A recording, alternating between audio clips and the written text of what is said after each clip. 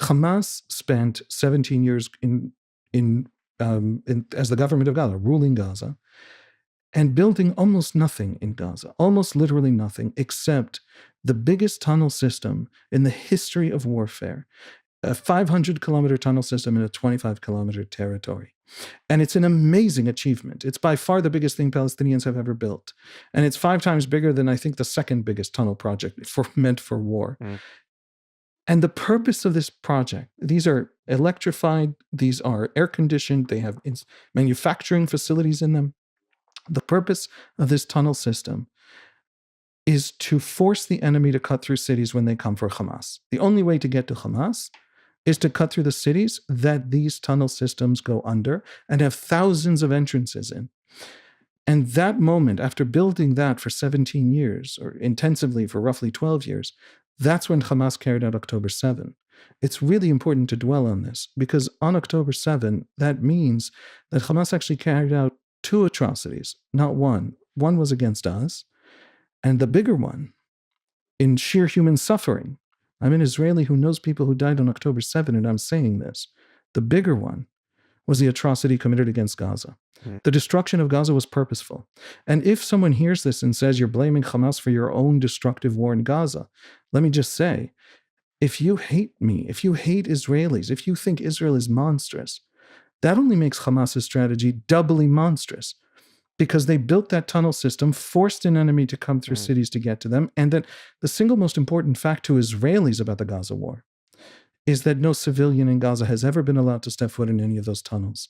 There was some viral tweet about a week ago that argued that Israelis are now running, or I guess 4 or 5 days ago, arguing Israelis are running from Iranian missiles, but they have these bomb shelters. And this person said, you evil Israelis, Gazans had no bomb shelters. And it was a fascinating admission, because Gazans have the largest bomb shelter system in the history of the world.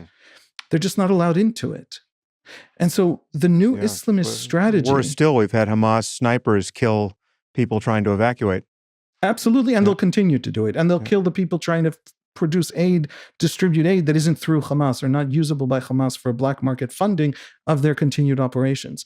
The death of Gaza is the strategy.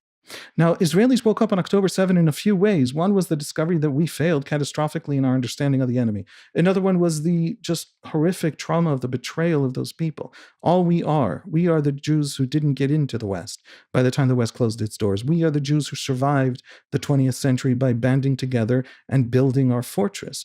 All we are is that solidarity. October 7 was a trauma greater than any war, because it was our own failure to save our own brothers and sisters. And there was a third way in which Israelis woke up. And that third way was the discovery that our enemy is not willing to see the destruction of its own polity, but that is its foundational force multiplier in this war. And so you cannot deter this enemy. These are undeterrable enemies if there's nothing you can do in Gaza that could ever deter this enemy. In fact, the destruction of Gaza is seen as a cost on your side of the ledger. We then looked at Hezbollah and we said, well, those 200,000 missiles and rockets under 300 villages in South Lebanon, they're meant to be used. They're not deterred either. And we looked at Iran and we said, they're going to use anything they have. They're undeterrable. We no longer believe in our own ability to psychoanalyze the enemy. And so I argued on October 8th, my first podcast after October 7th, interview at someone else's podcast, I argued that this was only ever going to end with Iran. If you understood that basic insight the Israelis understood, which is that our enemies have this strategy of the death of their own civilians, and it is their foundational strategy. There is no other strategy for Hamas to survive and win this war except to create these costs on Israel. And by the way, that's why failing to understand that we need a good PR strategy is a catastrophic betrayal of the soldiers and the sacrifices of this society in this war. I love where it comes from. I understand culturally where it comes from, but it is a catastrophic failure. So that was an important thing for me to say. This all this religious sort of deep dive has a real basic sort of pragmatic meaning to how we prosecute this war, how we understand this war, and where we go.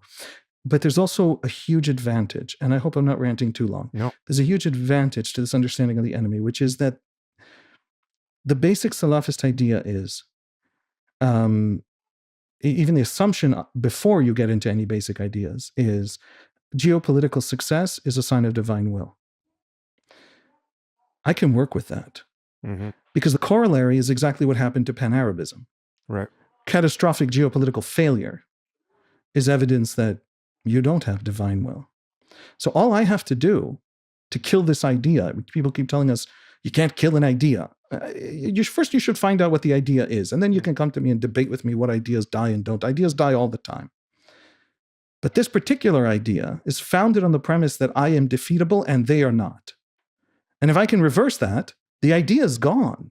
The idea at its core foundational tenets are demonstrably removed from the table.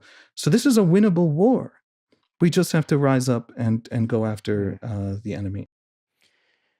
It's not often that I'm speaking to someone who is as informed as you are about the details of life on the ground there. But I think it sounds absolutely cartoonish to say, and I forget where this point originates, but it sounds like wartime propaganda to say if the Palestinians simply laid down their arms, there would be peace in the region. If the Israelis laid down their arms, there would be a genocide. Right? That sounds insane. I think certainly to a first approximation, something like that is true and has been true for as long as Israel has existed. I mean, perhaps just react to that. But I mean, that asymmetry is it's almost in crystalline form all that I think you need to understand about the predicament in the Middle East.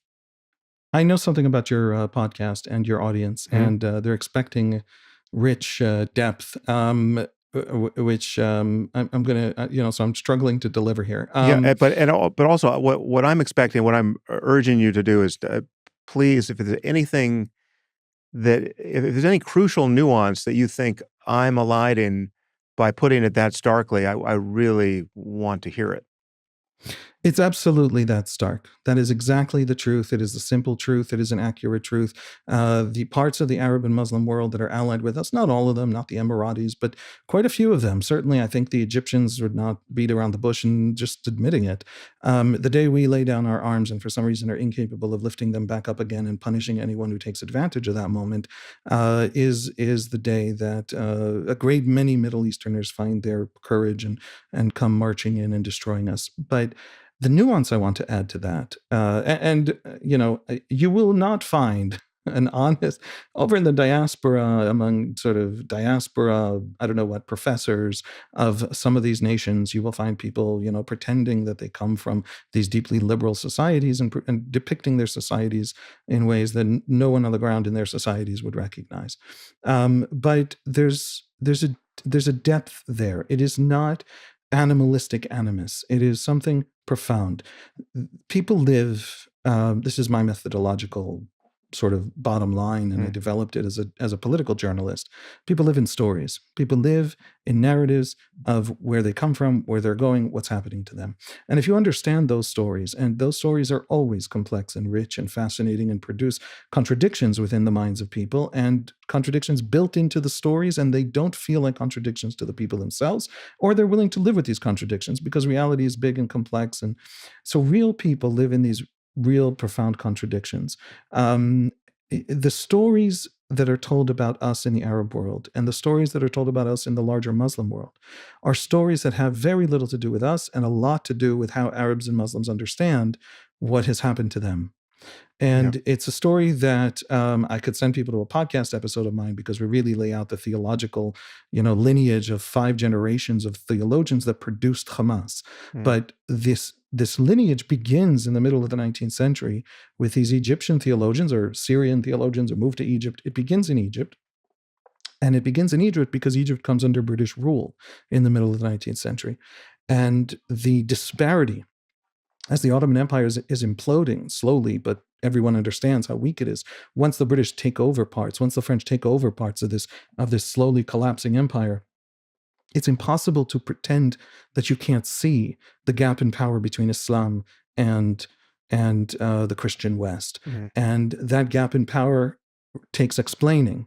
And for Muslim theologians, it takes a special kind of explaining, because Islam was born, it's the only monotheistic religion, born as a conquering empire. Yeah. And so it's a monotheistic religion that very early on came to associate geopolitical power and success and extraordinary achievement with, as evidence, right? If there is a God, and then God oversees history and has a plan for history, and therefore history arcs toward justice and redemption.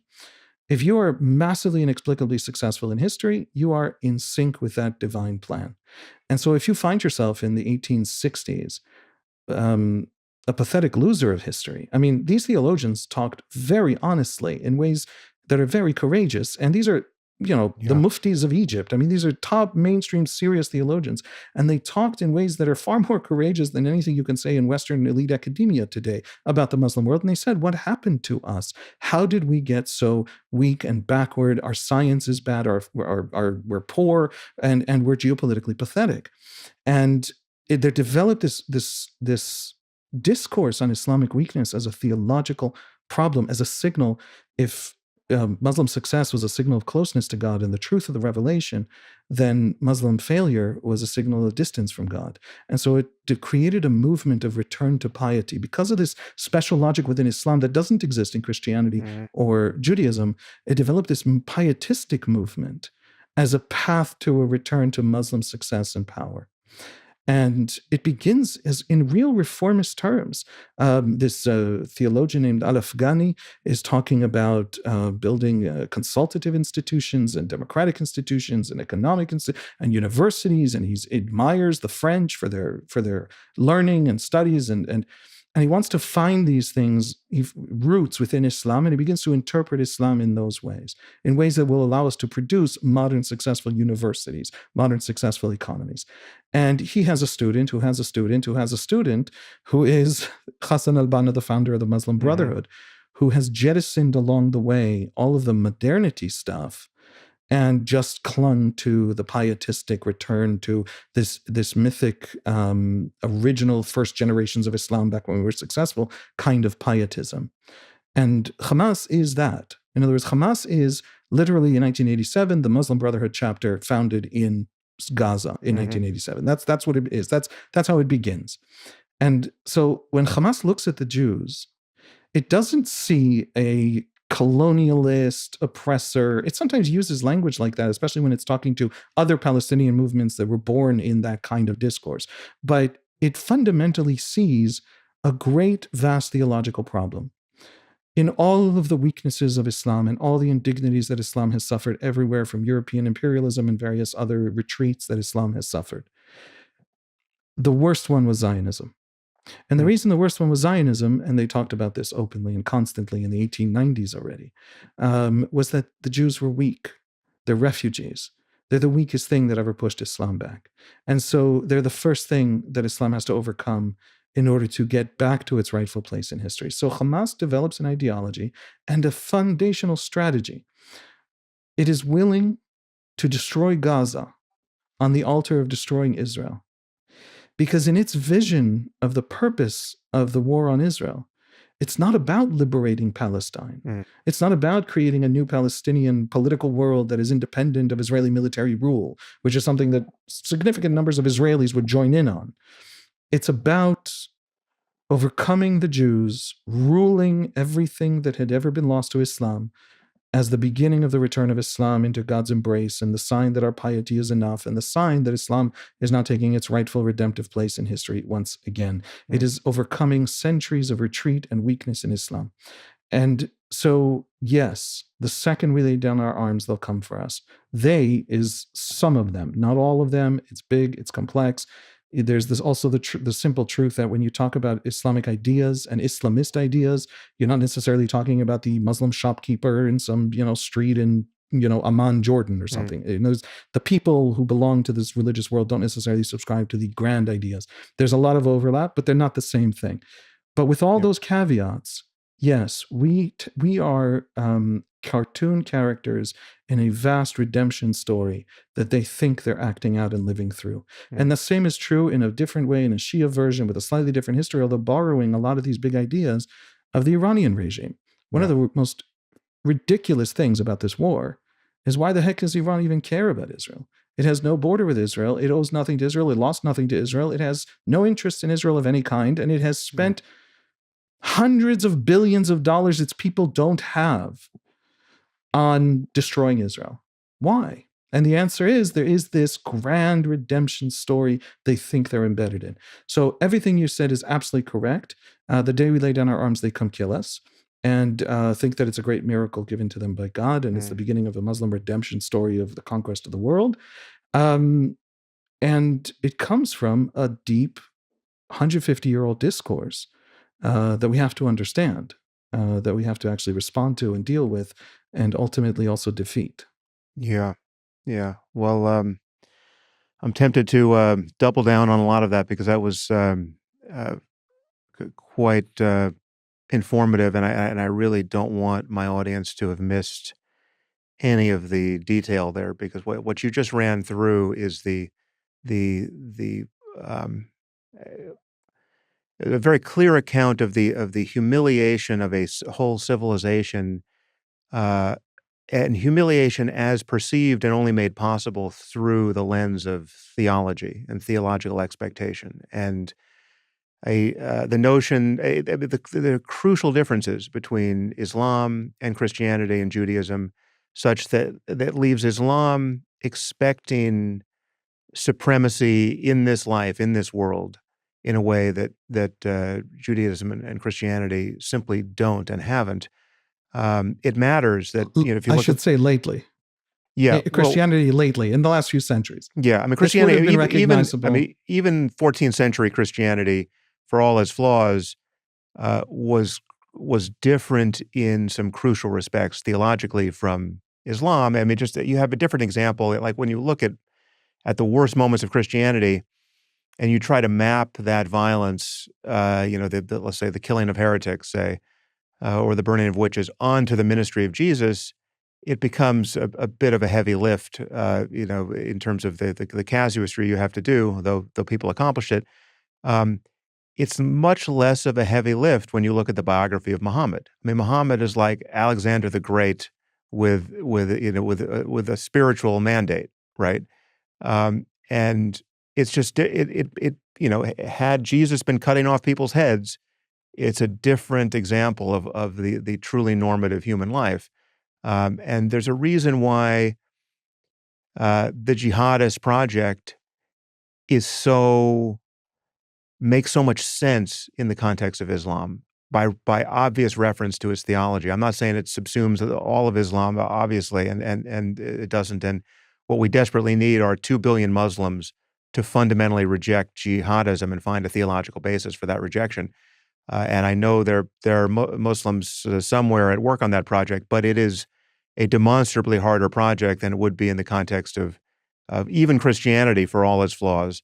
And I'll grant you that the roots of anti-Semitism go back 2,000 years to the roots of Christianity, however inscrutable that is, because Jesus was Jewish, as you know, and as were the 12 apostles, and as was the Virgin Mary.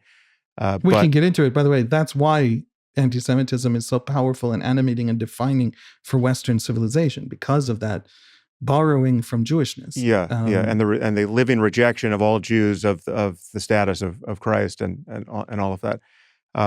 But I don't want to take us too far afield. I'm just saying that there's a reason why this problem is so intractable, and I think there's also a reason why any recourse to rival history, any debate about the last 75 years and who did what to whom and whose land is it really, I think all of that is bound to be a political dead end. I mean, there are irreconcilable accounts of the history on the Jewish and Palestinian side. They will not be reconciled. So yes, some history is obviously more accurate than others, but the only, and this is my opinion, feel free to disagree, but the only thing that has to be focused on by Israel and its defenders at this moment is the question of what people want now. What would people do? What would everyone do if they had the power to do it? Right? What would most Israelis want to accomplish now in the Middle East if they could only accomplish it? And I'm going to drag you onto more nuanced ground, because I want to talk about the extremists within Israel and on the Jewish side that make any cartoonish version of this seem too simple. But the question is not what happened in 1948 or 1967 or where you can set your Wayback Machine. The question is, what would people do now if they could accomplish anything they wanted, if they had the weapons they wanted, if they had the power they wanted? And I think we know the answer to that. And we know, again, that the cartoonish quality to this disparity is impossible to ignore. I mean, we have on one side a death cult using its own civilians as human shields, wherein the death of its civilians is part of its plan. It's part of it, and it's articulate on this point. It's quite happy to have more martyrs, right? And we have, to whatever degree that deters Israel in the way it wages war.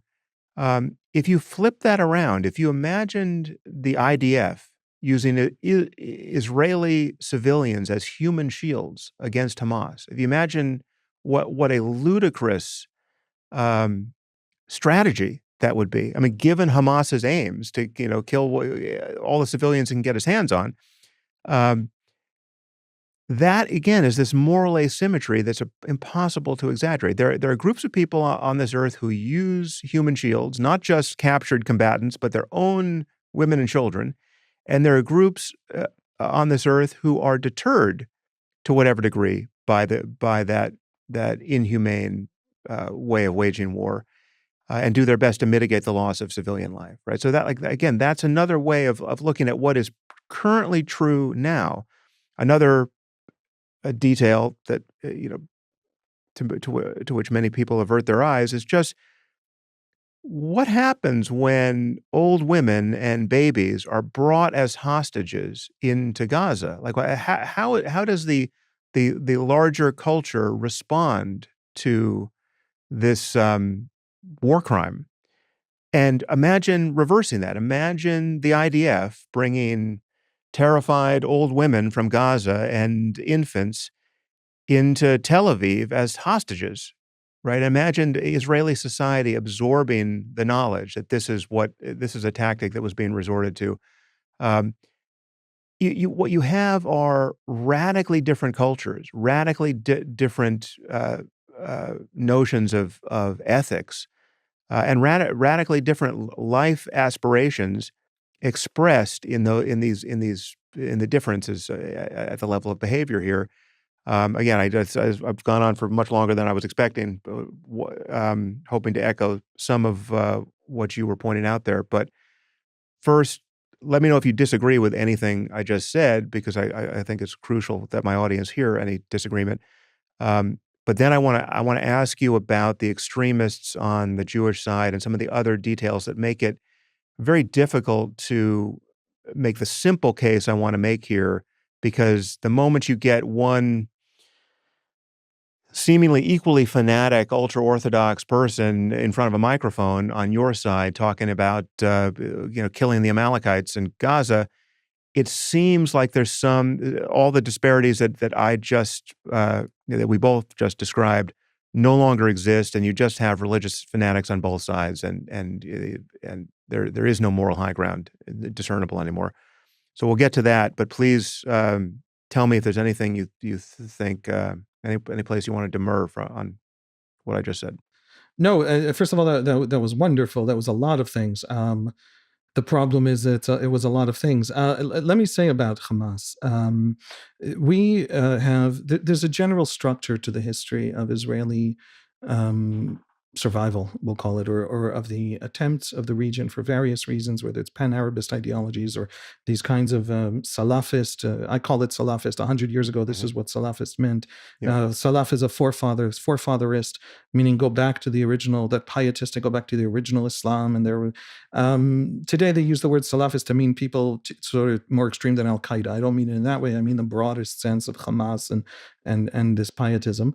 But all of these different ideologies and all of these different attempts to destroy us all met their end. And I want to say this because this is really important, because all this theoretical stuff about, digging up 1860s theologians in Egypt matters profoundly, because my brother-in-law literally has to go face them down in a gun battle, and my kids literally have to run to a bomb shelter because they have spent their national treasure on ballistic missiles. And so it's really important for me to say that everything I have described at a very, very shallow level, and my goal is for people to look it up, okay? Al-Afghani, whose student was Abdu, Khaybi, whose student was Rida, Rida, whose student was Al-Banna, the founder of the Muslim Brotherhood. And if people read about them, they'll discover these fascinating, interested, multilingual, worldly people who tried to find solutions for real cultural crises, and it all ended up in Hamas and Al-Qaeda. But it comes from a big, larger place that, by the way, could have gone in other directions, and some of them wanted it very much to go in other directions. Just to say that ultimately it boils down to, as you say, what's going to happen going forward. The good news about this Salafism, we defeated in 1948. Okay, we won that war, but we won that war because our enemies were incompetent and divided and unable to field the kinds of armies they needed to field, and unable to coordinate with each other. The Egyptians and the Jordanians and Kaukji's forces coming down from Lebanon couldn't coordinate. And in 1956, all of that had changed. Nasser was in charge in Egypt. The Soviets had now armed the Arab armies, and they were all coordinated together. And we suddenly saw ourselves, still a third world country.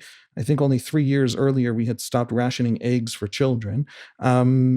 We suddenly saw ourselves surrounded by these brand new crack fighting armies that were absolutely coordinated, could deploy massive numbers of troops, and we were existentially threatened. And so the 1956 Suez War was a war of British and French imperialism, trying to claw back Nasser's nationalization of the canal because they had these imperialist rights. And the Israelis fought the ground war for them.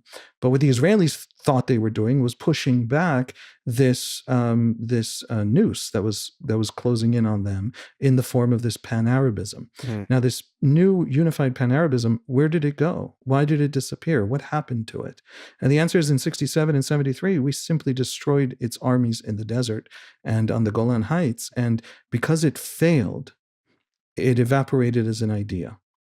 And then we faced this model from the Algerian War. Folks should read Alistair Horn's The Savage War for Peace, the classic magisterial history of the Algerian Independence War, which was a pivot of history.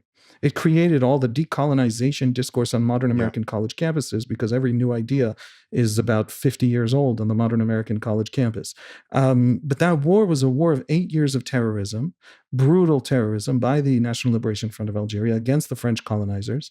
And within 8 years, all the French colonizers, 1 million people who had been there 130 years, got up and left. And the Palestinians founded the Palestine Liberation Organization, the PLO, modeled on the National Liberation Front of Algeria, 18 months after that immense victory of terrorism driving away a grand colonialist project. And they said that what worked there will work here. And they spent the next 30 years terrorizing Israelis, hijacking airplanes, massacring children. People should look up the 1974 Ma'alot massacre.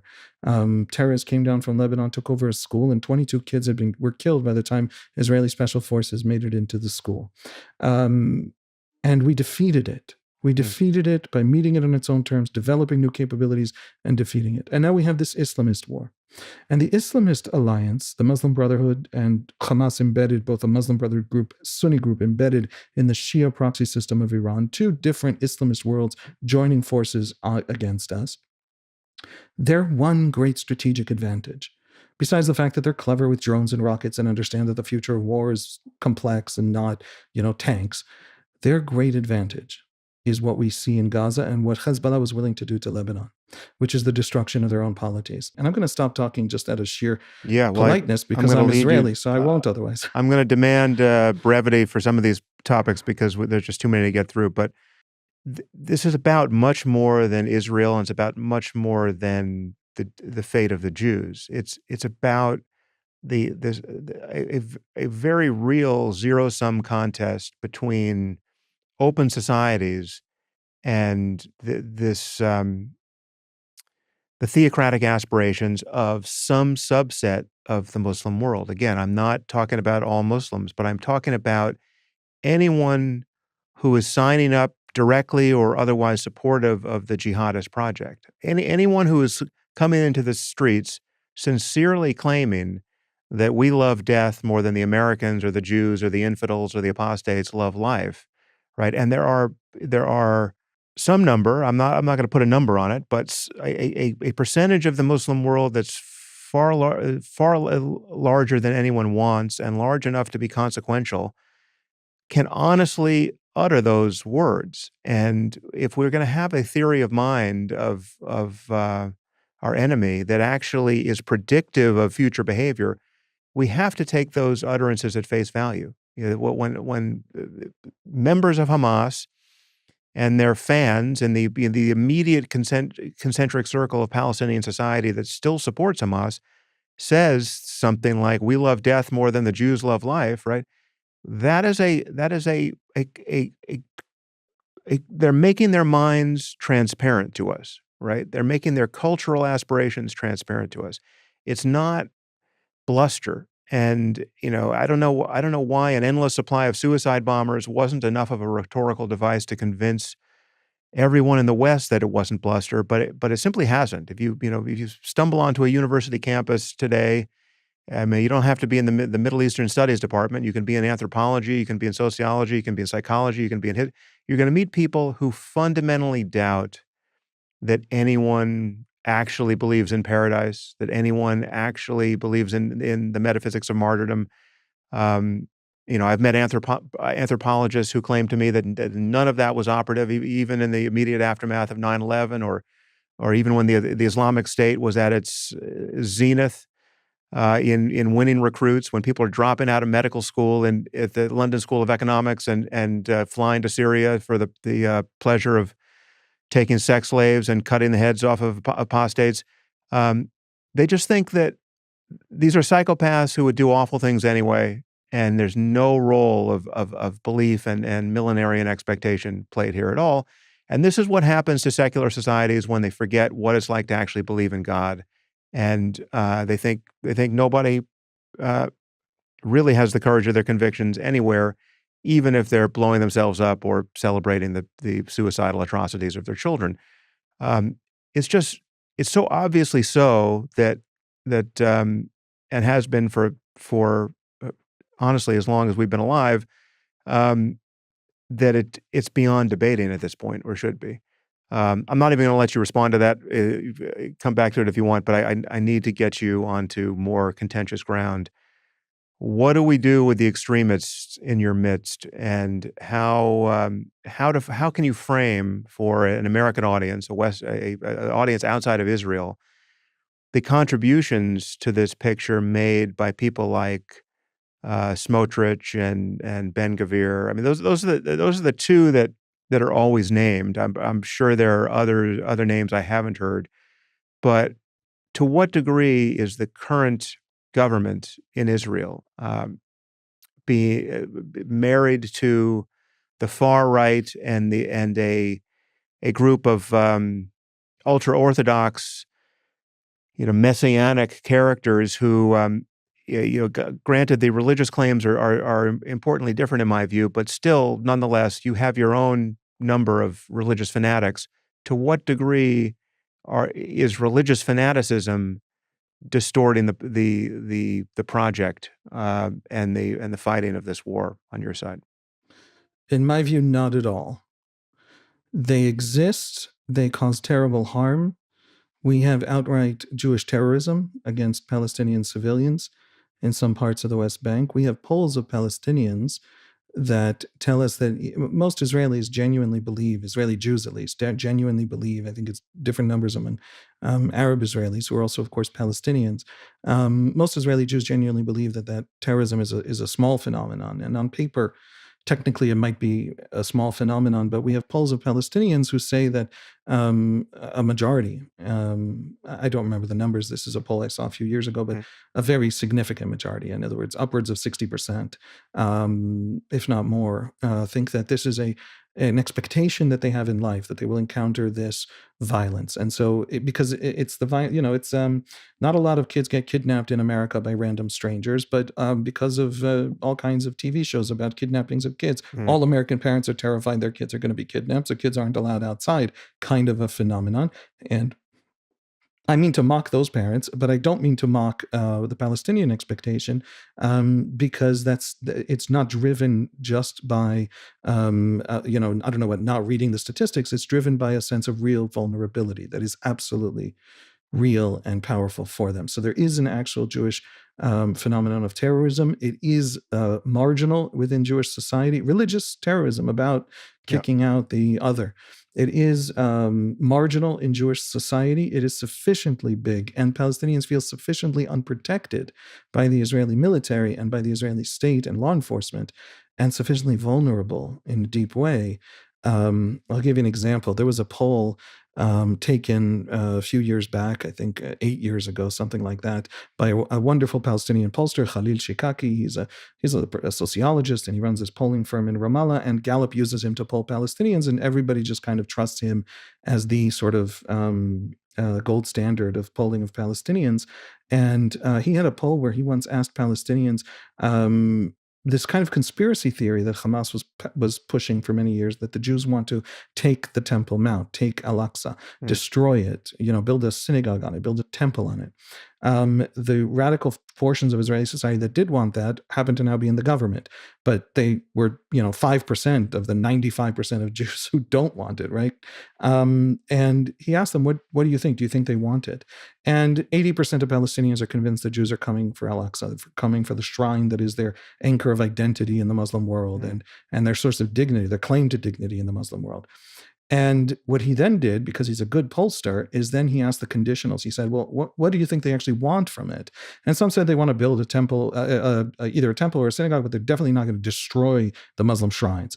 That's about 20%. 20% said they want to destroy the Muslim shrines and build this. And there are different versions of that story, but 80% thought they want to fundamentally change the status quo on the Temple Mount. And then he asked the great and powerful question, which reshaped how I understand this discourse among Palestinians, which is, will they succeed? He didn't say, is there a chance? He didn't say, will they actually, what do you believe will actually happen, succeed? And 50% said yes. Now that's 50% of the 80, so 40% of the total. Right. In other words, when Palestinians have this conspiracy theory that the Jews are gunning for Al-Aqsa, that's not an expression of some anti-Semitic conspiracy theory, and there are plenty of anti-Semitic conspiracy theories in Palestinian discourse. It's an expression of vulnerability. You could be cynical and say, if they were in charge and that was a Jewish shrine, that's what they would do. And so they expected from the Jews.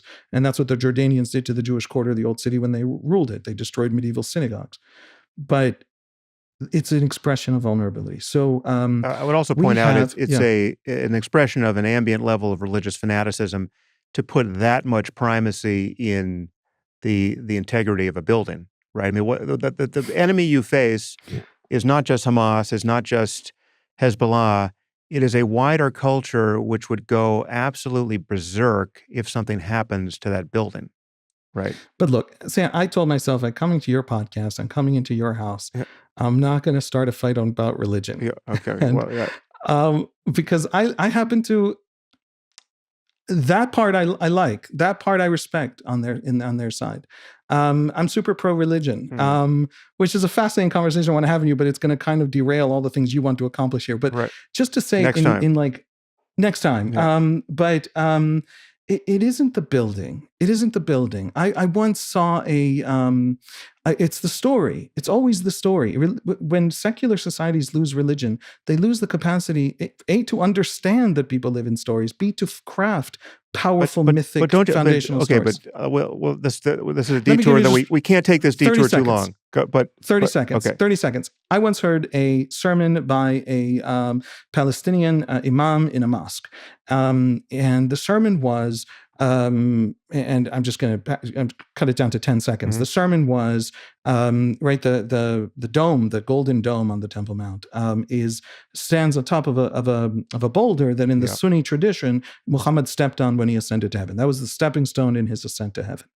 And this imam said, that's not an accident. Palestine is the stepping stone that Islam must step on in order to ascend to its rightful place as the redemptive force in history. In other words, we are told by the rest of Islam, you are the pathetic, weak link of Islam that was pushed back by the weakest thing that ever pushed Islam back. But no, my fellow Palestinians, in fact, we are the place where the decline stops. We are the sacrifice. We will be the people who can, because of our sacrifice, win back for Islam its rightful place. That is when you look at polls of Gazans, and most of them tell you, we hate Hamas, they destroyed our lives. And then most of them tell you, and we love Hamas and we'll follow them to war, and October 7 was a glorious thing.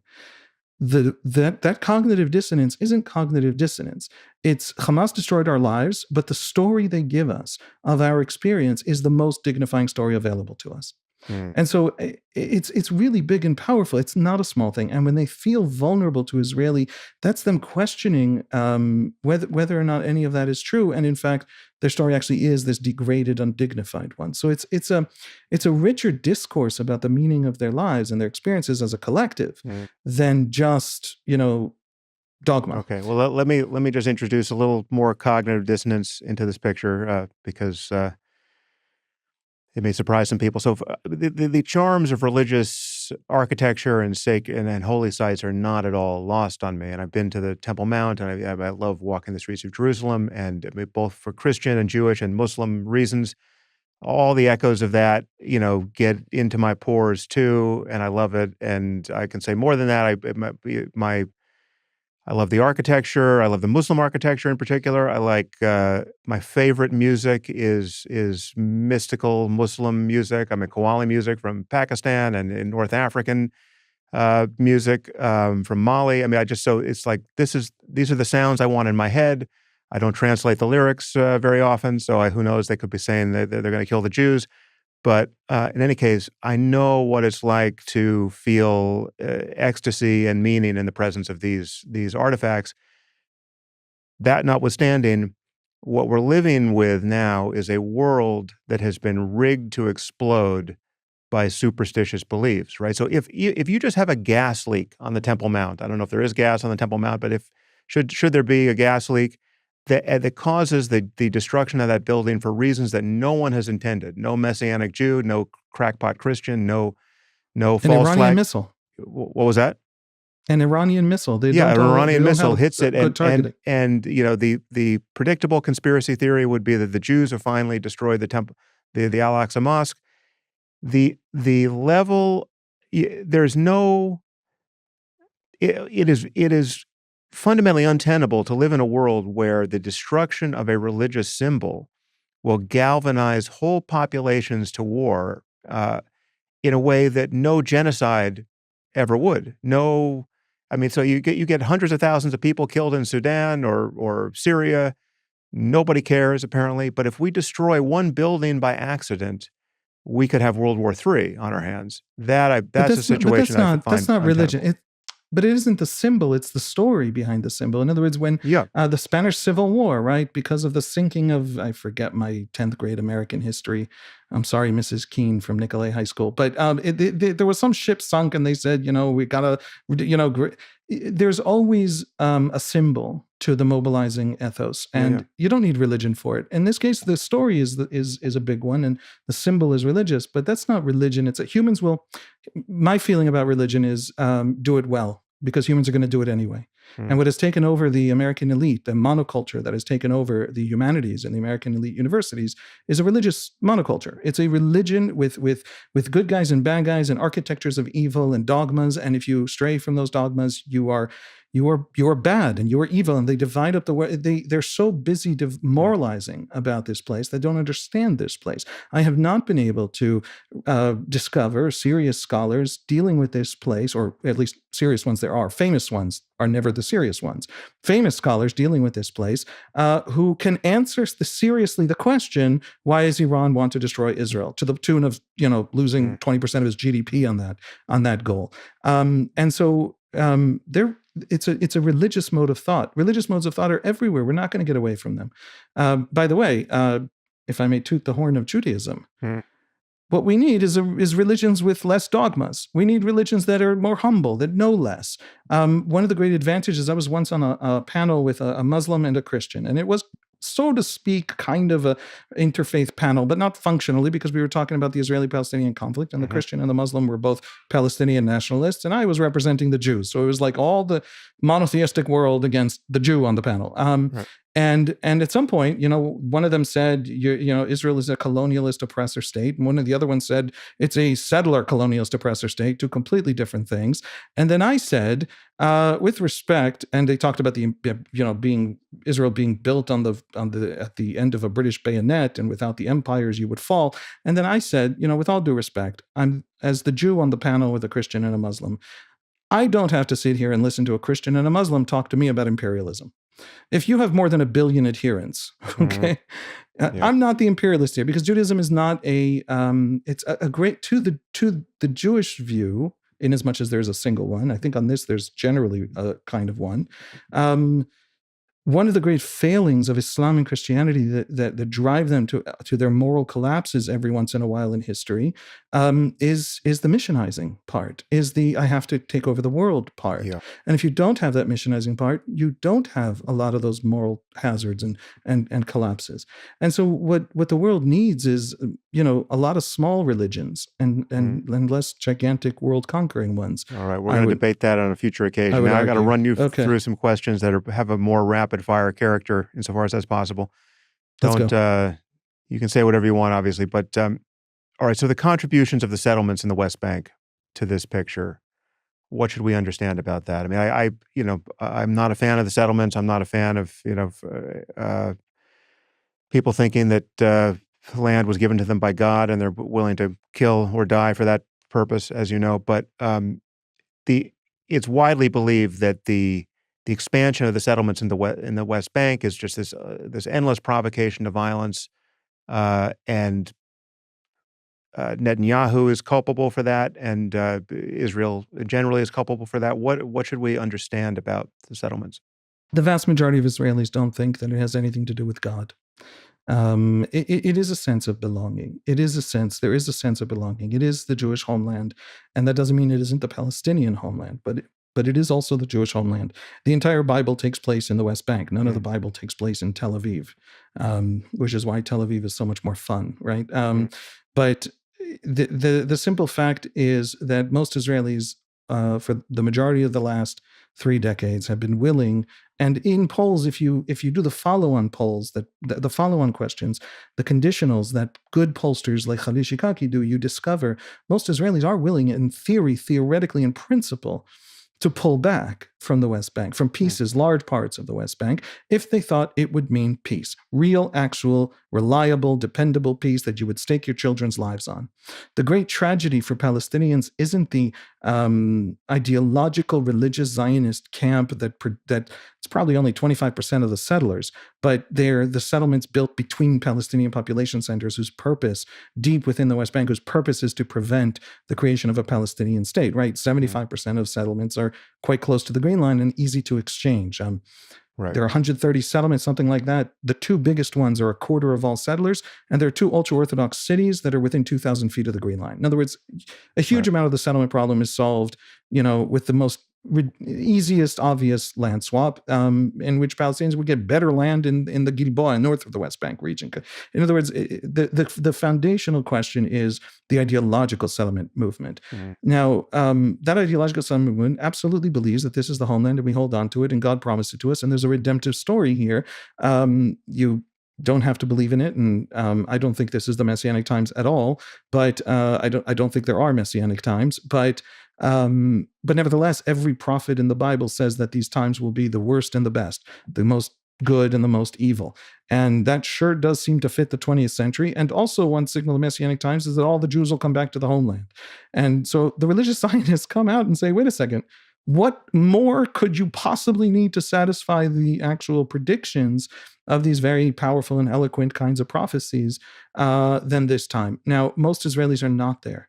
Most Israelis were willing to pull out, so much so that the Oslo process was meant to produce a Palestinian state, with Barak in 1999 going to Camp David with Arafat. And then the Second Intifada begins, and 140 suicide bombings that shatter the Israeli left and prevent the Israeli left really from ever coming to power ever again. And then a fascinating thing happens, which is that the Israeli right that replaces the Israeli left, Likud, then takes power in 2001 amid, 2 or 3 bus bombings a week in Israeli cities, including buses of children. And what you have suddenly is an Israeli political right that reveals that it has secretly wished the left had succeeded in creating a Palestinian state and separating. And it goes to the Gaza withdrawal in 2005, which is in its moment, today it's not popular, in its moment is deeply popular. Likud carries it out. After the Gaza withdrawal, Sharon leaves Likud and forms a new party called Kadima, and planned, apparently, to withdraw from the West Bank or from 90% of the West Bank. And how do we know that? Because he proceeds to have a stroke. His number 2 guy who came with him from Likud, this is, I guess, December-ish 2005, the number 2 guy becomes the candidate for Kadima, Olmert. And before the election, which is in March of 2006, Olmert tells Israelis, I plan to pull out of the West Bank. This would come to be called the Convergence Plan. People should look it up. Right-wingers come in and say the left failed to create a bilateral agreement with Palestinians on pulling out. We started these massive pullouts. Palestinians responded with mass waves of terrorism, but we still need to separate from them, even if they can't reciprocate our withdrawals with peace. And Olmert says, I don't want you to tell me I didn't tell you.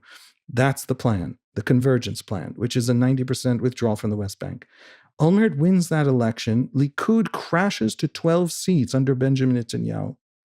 And Olmert then proceeds to have to face, within 3 months of his government forming with the Labor Party, with the left, in late June 2006, the very first Gaza tunnel operation, where Hamas dig a tunnel under the border, kill 2 Israeli soldiers, kidnap a soldier, take him into Gaza. There's now a shooting war in Gaza.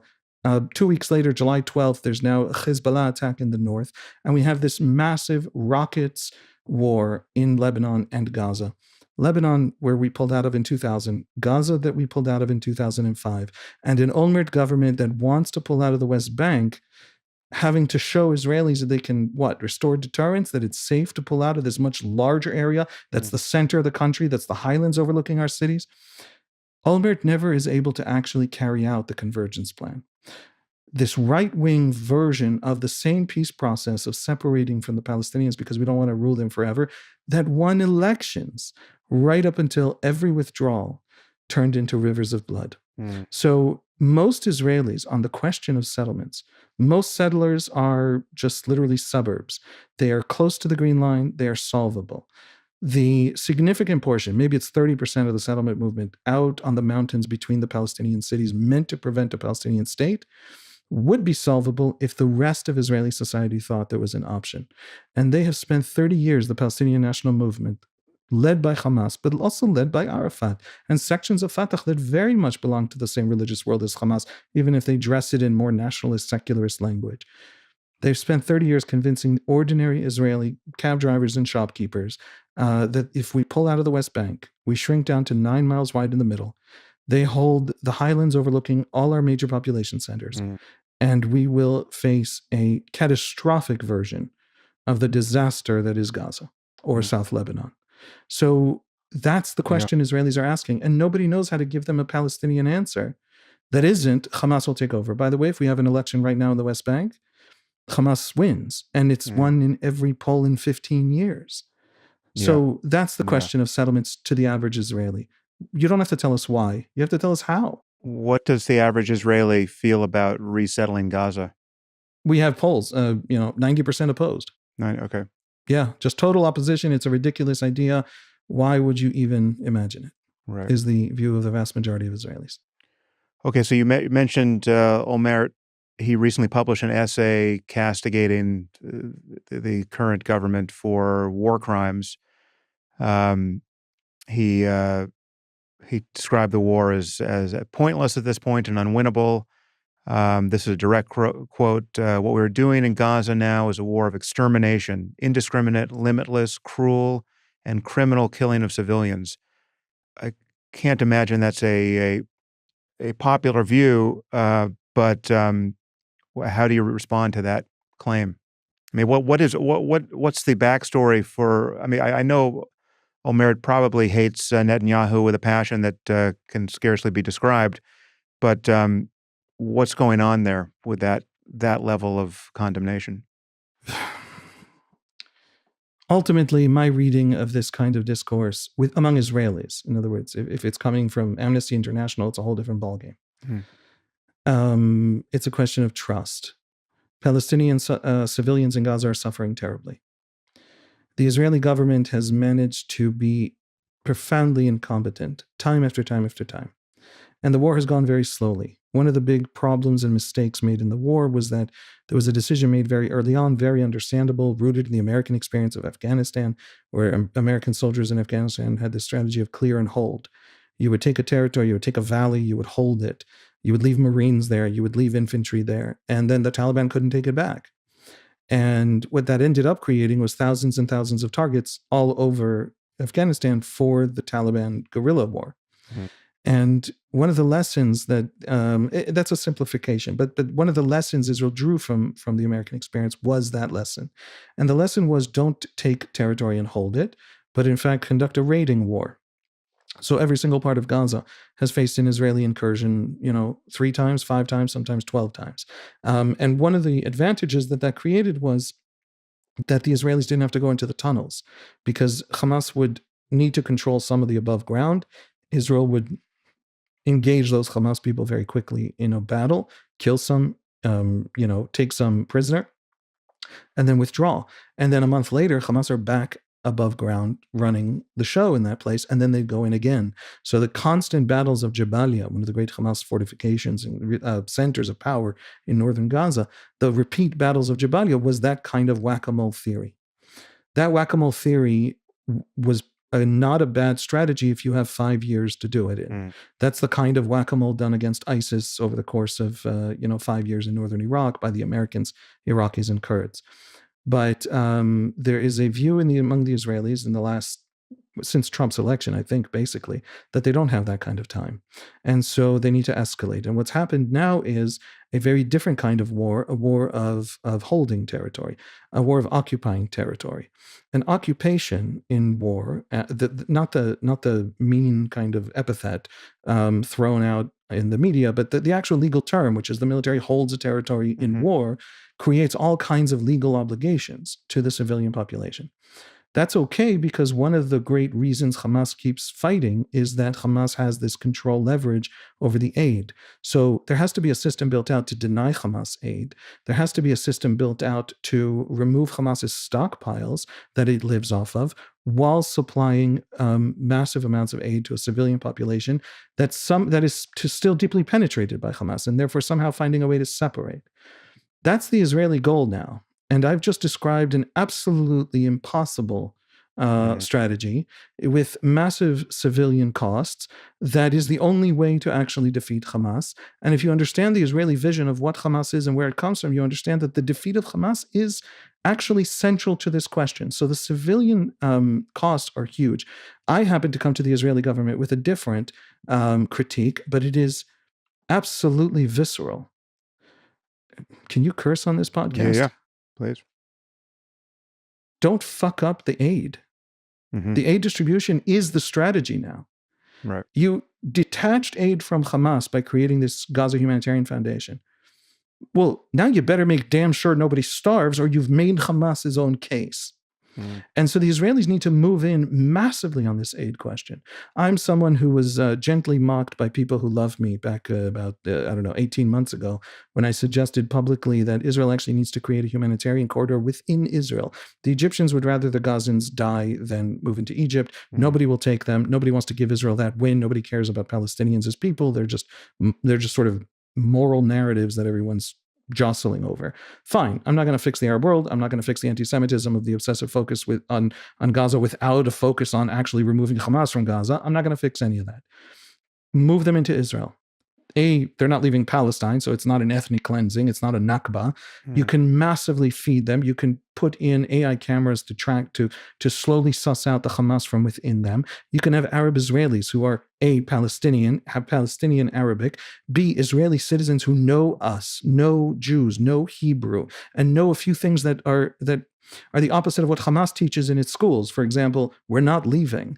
This holding out this hope that in a generation or 2 or 3, the Crusaders took 200 years, we'll leave. That sustains a lot of, that's what Hamas tells Palestinians to explain the suffering it imposes on them. The Arab Israelis will tell them, guys, they're not going anywhere. It would be a de-radicalizing thing. Israel could control the spigot of aid. Israel could fight in Gaza with totally free hand. Everybody told me that was stupid. We would be accused of creating a concentration camp in Gaza, but we're going to be accused of an extermination war anyway. We're going to be accused of concentration camps anyway. Let's at least fight the war intelligently. I think that if an Ariel Sharon or an initiative-taking kind of old-school Israeli prime minister was trying to figure their way out of this new kind of battlefield, I think that's the kind of thing they would have done. But that's just to say, the challenge is that challenge to get that aid, taking it away from Hamas and actually crush Hamas, and time is not on our side. So my reading is the Israelis are not 100% competent. The pieces of Israel that are fighting the war in Iran are not the pieces of Israel that are of the Israeli security and intelligence apparatus that are fighting the war in Gaza. These are different parts. They're not as competent and they don't have a strategy. There's 15 years of strategizing and expressing itself in Iran, and there's the lack of any strategy on the day of, on October 7, expressing itself now in Gaza. So absolutely not an extermination war. But 40% of Israelis say Netanyahu is continuing the war for no other reason than he doesn't want to face elections. I think that in the last 5 days that changes because Netanyahu's war on Iran is extremely popular among Israelis. But the war in Gaza was being dragged out by Netanyahu. The incompetence of the war in Gaza again and again and again was being dragged out by Netanyahu. The hostages are being left to die and rot in dungeons of Hamas by Netanyahu so that there is never an end to the war in which he faces a political reckoning. That is a view I don't share, but 40% of Israelis tell us they believe. And another 20 to 30% from the right, the Smotrich critique of Netanyahu, is he's not maliciously refusing to end the war. He's just doesn't have the guts to make the tough decisions to drive the war to the end. So when Biden says to him, you can't go into Rafah because you have no plan for the civilians there, and Netanyahu then freezes the war for 4 months, that's a kind of political cowardice that has tremendous cost for everyone except Netanyahu himself. So Olmert is absolutely wrong, but his argument is coming from within the 40% who say, what if everything that's happening isn't a strategy, but is just Netanyahu's politicking? Then why are Palestinians suffering? And that's how he can then come out with that kind of very, visceral language. So that's the discourse within Israel that comes out of. Yeah, well, I mean, we're paying the price in many places for a loss of trust in institutions and in political figures who seem compromised by their own political needs and dilemmas. Absolutely. What's the status of the two-state solution now, or the aspiration for it? I mean, if you ask most Israelis, is it still the ultimate end game? Should you find a partner in some generation of Palestinians in peace, or is the very notion of a two-state solution eroding on some level? It's important not to think of these things categorically. It's not that it's there or not there. Maybe if not, then that's how people actually think about it in these kinds of narratives. I would say that any poll you'll take will tell you that very few Israelis and very few Palestinians think it's possible. We have there was a data point, a poll about 4 months ago that polled Israelis and Palestinians both, including in Gaza, and produced the most tragic numbers I've seen since in the history of the Israeli-Palestinian conflict, of 140 years of any of this encounter of Jews and Arabs in this land. The poll asked Israelis and Palestinians about what they think the other side wants. And 89% of one side and 92% of the other side said the other side wants to completely remove me, completely, I don't know what, annihilate me or kill me or totally destroy me. That's the basic thing you need to know, is that both sides are absolutely convinced. The Israelis are convinced of it because the Palestinian leadership that they hear, which is to say Hamas, they don't hear the liberal Democrats who have 3 seats in some Palestinian parliament that hasn't met in 20 years. They hear Hamas. Says it all day long. Yeah. And Palestinians are absolutely convinced of it and think the Gaza war demonstrates it. And so then But again, there's an asymmetry there that everyone should be aware of, which is that for every day, for running back many decades, had the Israelis actually wanted to perpetrate a genocide in Gaza or the West Bank or both, they could have done that, and they didn't. The fact that they didn't should mean something. Yeah, I mean, the population grew. The population within Israel of Arabs grew. The population in the West Bank grew. The population in Gaza grew, and it keeps growing. And it apparently grew in this year of war in Gaza. Right. So I don't know. You know, I don't want to take away so much of the discourse. It has been frustrating watching the world not care about Palestinians. And what I mean by not care about Palestinians is that almost everything said about this war by the activist world that allegedly cares about Palestinians has been false.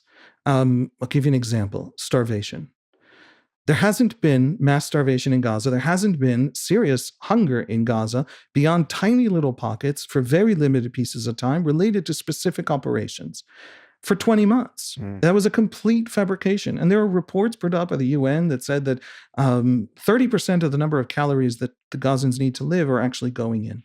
And then you actually crack open the report, which no journalist ever has in the history of journalism, apparently, and you discover that the UN only counted what the UN itself brought in, which was only about 25% of the actual food going in. And so it's just been a fiction.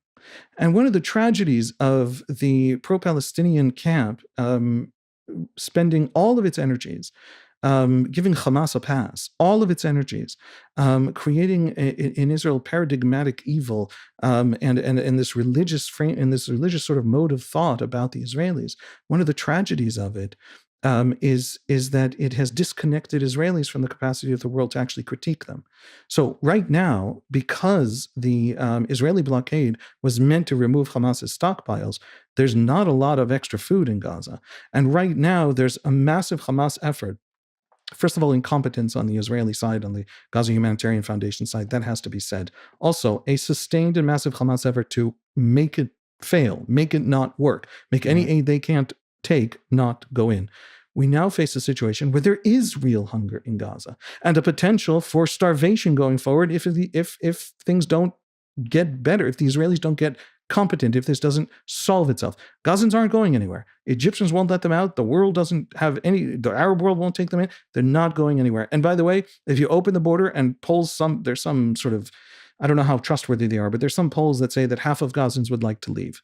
Half of Gazans leaving doesn't change anything. It brings the Gazan population back to what it was 20 years ago. That's still a Palestinian Gaza, okay?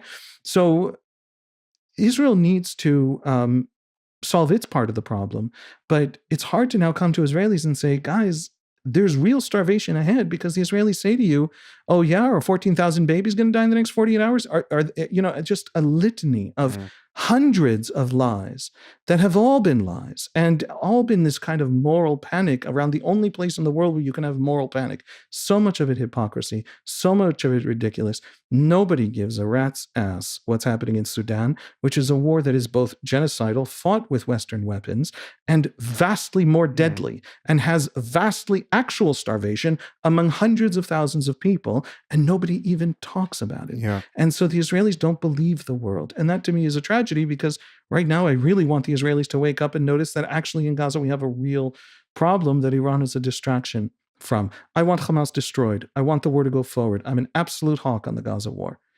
And massive aid now, rush to Gazans urgently, is how you get it done. And that's a conversation that Israelis are bad at having, in part because it's hard to trust anything said about Gaza by anybody anymore. Well, Haviv, I see that we've hit the 2-hour mark. I just we've covered so much. I want to ask you a final question, which morally, ethically, politically seems among the most fraught. I mean, I honestly don't know how to think about it. Apart from, I mean, I have a sort of objective view from above, relatively heartless view of it, and then I have when I confront its details, it just seems impossible to think through, which is the role that hostage taking has played here, and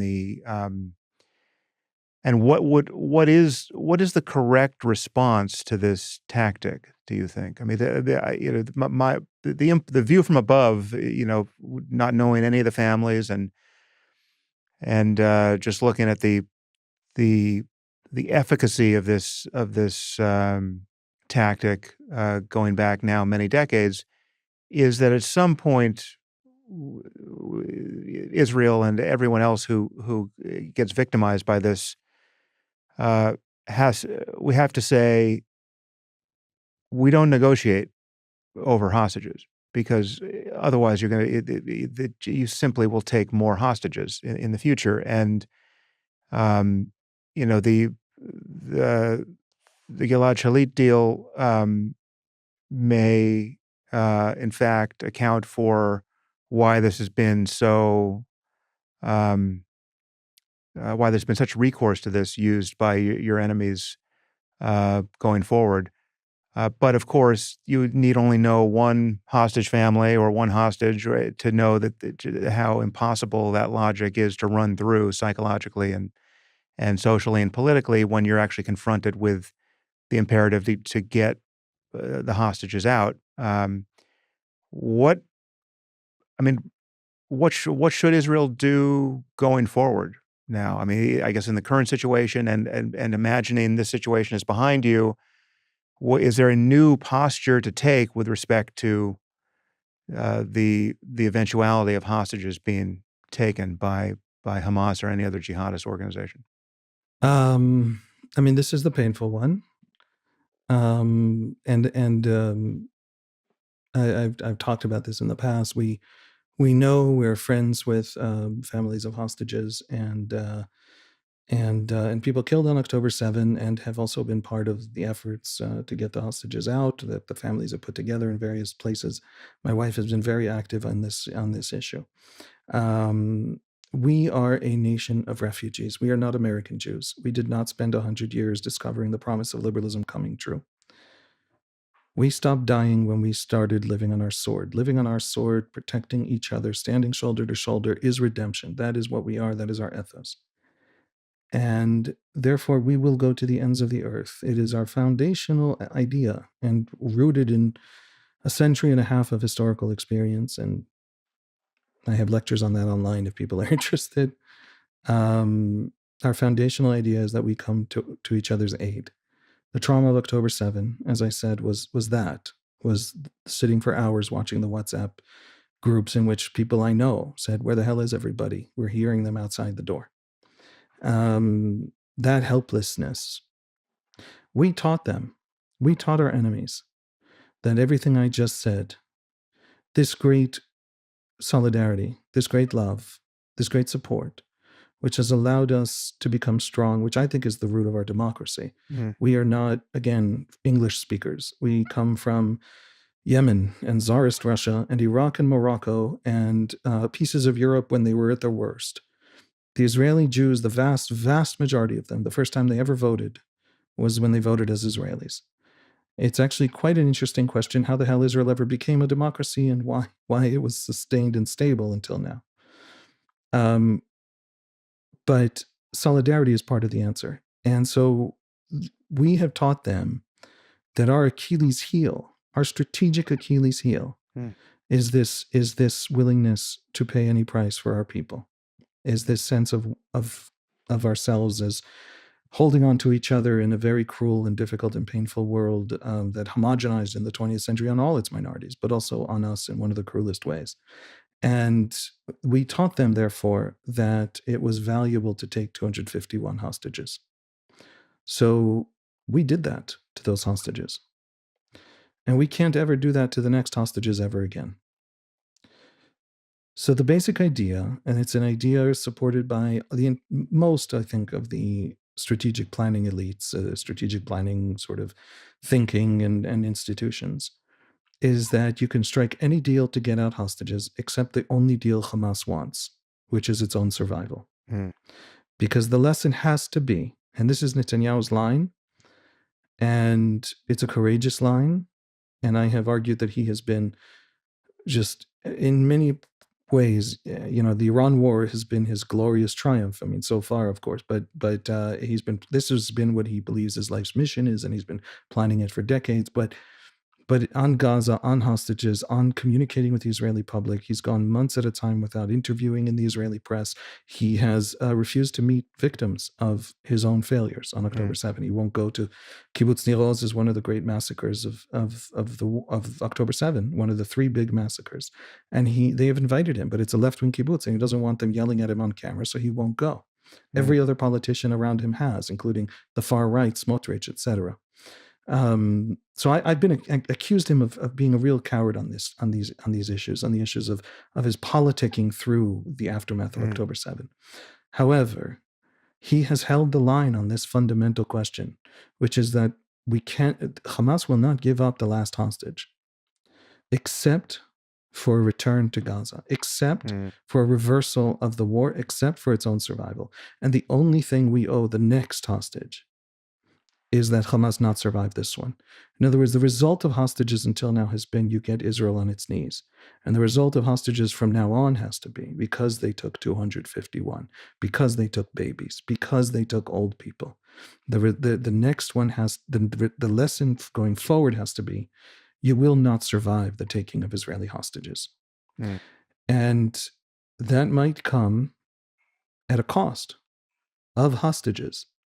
They make us, the whole theory of this is making us violent. By the way, their entire war strategy is playing a game of chicken with the lives of their own people, where they're willing to have their own people die. So I don't know why I'm shocked at the cruelty they'd inflict on us. But the whole point is putting us in this moral this moral Gordian knot, I guess. I don't know where my metaphors went, but putting us in that position. My view is a minority view among Israelis, I should say. It's really important to say.